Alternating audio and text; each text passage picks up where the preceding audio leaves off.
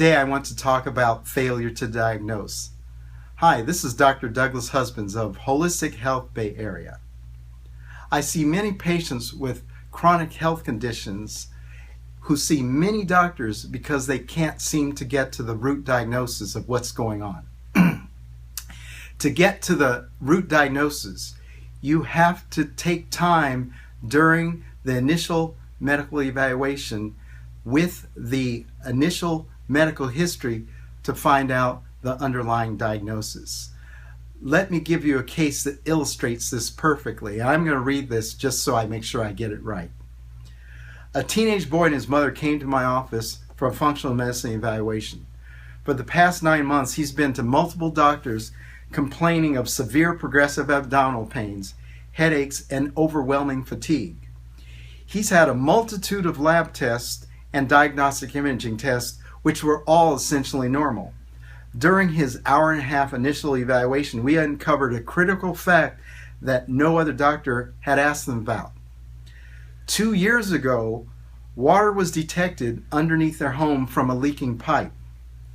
The boy started to feel ill about a month after he returned to homeschooling.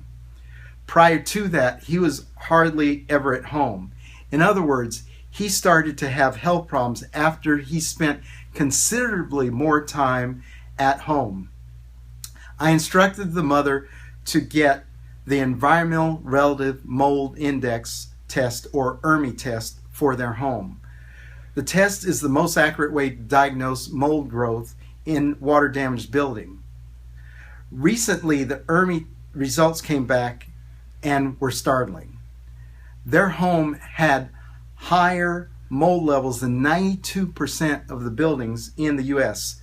This revelation also partly explains why the rest of the boy's family had progressive health problems over the last few years. Now, this case illustrates 3 major reasons for failure to diagnose. Those 3 reasons are history, history, history. You have to take time to take a good medical history to get to the underlying diagnosis.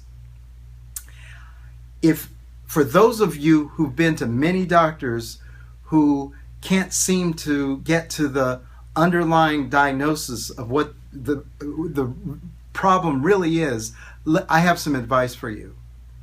Call up the doctor who you think you may want to see and ask them, how long do you spend on an initial evaluation?